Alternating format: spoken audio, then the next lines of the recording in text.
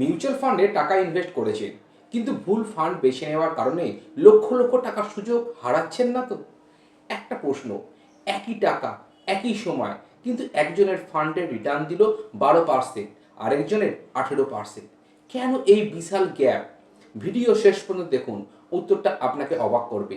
ধরুন রাহুল আর সুমন দুজনেই প্রতি মাসে 5,000 টাকা করে এসআইপি শুরু করলো। রাহুল শুধু রিটার্ন দেখে, ফান্ড বেছে নিয়েছে।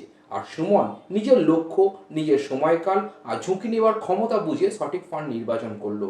কয়েক বছর পর দেখা গেল সুমনের সম্পদ অনেক বেশি। কেন? এই কারণ হচ্ছে শুধু হাই রিটার্ন নয়, রাইট ফান্ড সিলেকশনটাই হচ্ছে আসল খেলাটা এর মধ্যে লুকিয়ে আছে। বাজারে হাজারো মিউচুয়াল ফান্ডের হাজারো একটা স্কিম রয়েছে, কিন্তু সব ফান্ড আপনার জন্য নয়। ভুল ফান্ড আপনার স্বপ্নকে পিছিয়ে দিতে পারে। তাই ফান্ড বেছে নেওয়ার আগে 3টে বিষয় অবশ্যই আপনি খেয়াল করে রাখুন। 1, আপনার ফাইন্যান্সিয়াল গোল। 2, ইনভেস্টমেন্ট টাইম হরাইজন। 3, খুব ইম্পর্টেন্ট রিস্ক অ্যাপেটাইট। এই 3টি না বুঝে বিনিয়োগ করা মানে ম্যাপ ছাড়া গন্তব্য খোঁজা। ভিডিও শুরুতে করা প্রশ্নের উত্তর, রাহুল আর সুমনের পার্থক্য ছিল শুধু একটাতেই, সুমন সঠিক পরিকল্পনা নিয়ে সঠিক ফান্ড বেছে নিয়েছিল। মনে রাখবেন, অতীতের রিটার্ন ভবিষ্যতের রিটার্নের সঙ্গে নিশ্চয়তা কখনোই দেয় না। বিনিয়োগের আগে সঠিক পরামর্শ অবশ্যই নেন।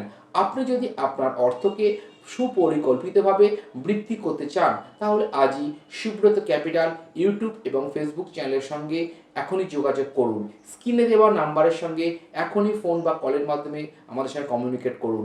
আজকের সঠিক সিদ্ধান্ত আগামী দিনের আর্থিক স্বাধীনতার একটা বড় চাবিকাঠি। আমি সুব্রত পাল, দেখা হচ্ছে আবার একটা পরের ভিডিওতে। ভালো থাকবেন।